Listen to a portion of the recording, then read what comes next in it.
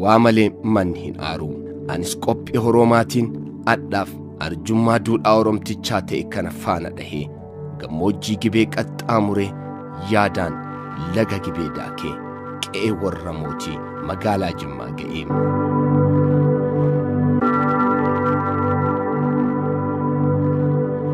دان دير إرتو كانس كان إمال چيسي ilma oromtichaa arjummaan sabni saachiin beekamu dachee namni hirphamuu fi deeggaramu heddummaati kanatti hanga humna isaa karaa isaaf danda'ameen namootaaf arjoomuun nama rakkate cinaa dhaabbatu muuxannoo isaa kanneen birootiif jaba jechuu filadheetii. Dargaggeessaa fuulli isaa akka addeessaatti ifu fageenyumarraa onnee isaa arjummaan guutamee fi horooma namummaa isa keessa jiru namatti agarsiisa. Nama deeggaruun namaaf arjoomuun akka gammachuu qaamaa qalbii namaaf kennu haala amala isaatu ragaa ba'a. Isaaf gocha arjummaa gocha miira jiraachuu isaa itti mirkaneeffatu ta'uu amana.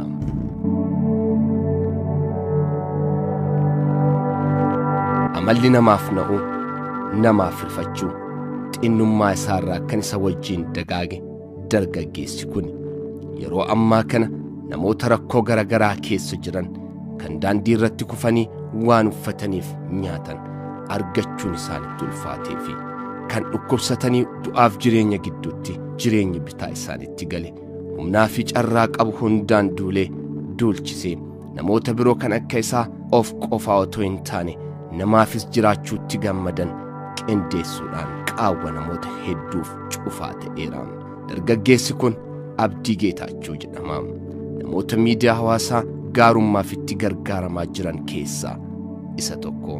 TikTok irratti yeroo ammaa namoota walakkaa miiliyoonaatti siqaniin kan hordofamu.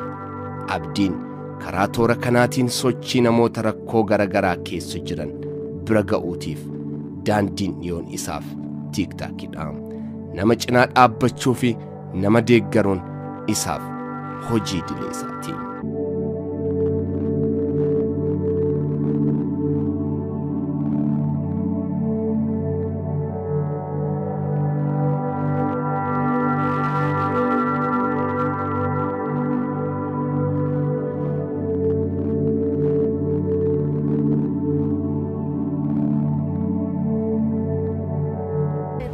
Bakkee jiraatamu kun maal inni ree?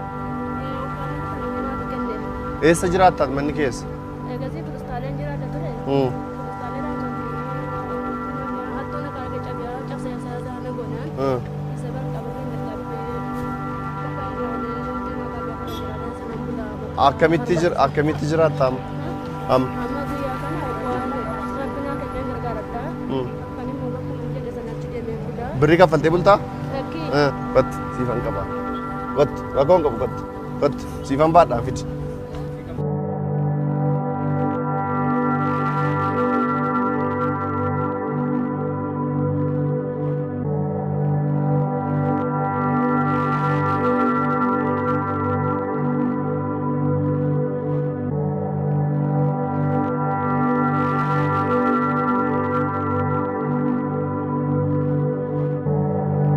وانا كم يكسي بيتم بربادت قط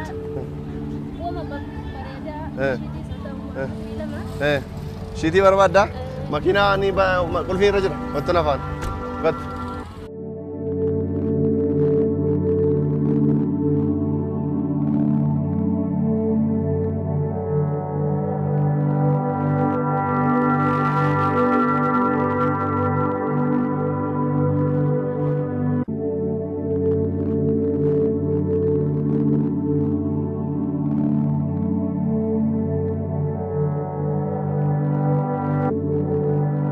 Tufat Islam bareedu. Mucaaken siifan baadha orgalte kaatee baata. Na kottu na bir kottu. Oh baba. Jitta bakka mboy. Uffadhume orgali kuno as uffachi. Kuno kana siigan. Bakka. Mboy. Kuno kana sii agarsiisa. Ilaal. Agartu? Iyyaa batta akkan tarteessa. Kuno farda kan ilaa ijoollee bicuu laal. Ilaa ijoollee qabin. Kabin, in fiigi je kuno ammas kan bara. ijoollee bichuu. Kana.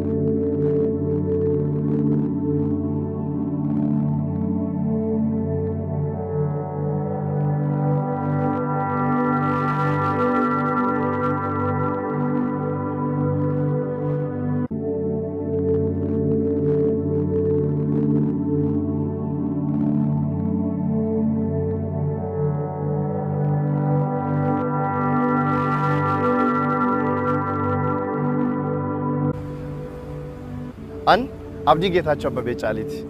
Magaalaa Jimmaa keessan jiraadha. Barreessaa kitaabaati.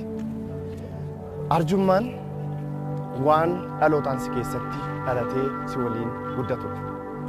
Arjummaa jechuun anaaf waan qabdurraa, waan itti fayyadamturraa hanga dandeessi kan hin qabneef kennu, kan uffata hin qabneef uffata kennu, kan beela'eef nyaata kennu, waan dandeenyurraa, waan kennuu dandeenyurraa yoo namaaf kennina ta'e sunniin arjummaa jedhama. Arjummaa jechuun kan yoo kennite gammachuu argatta.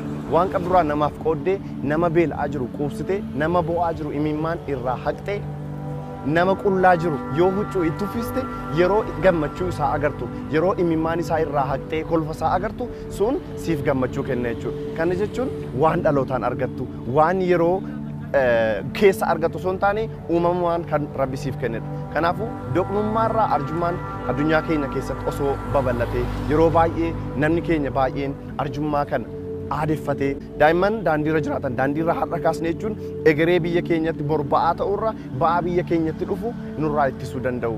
Har'a yoo barattoota daa'imman keenya kunuunfanne haadholii keenya sababa garaagaraatiin daandiitti gadi ba'an arjummaadhaan waan qabnurraa arjoomnee fi daandiirraa kaasne jireenya isaanii bareechineef gammachuu qabaachuu dandeenya.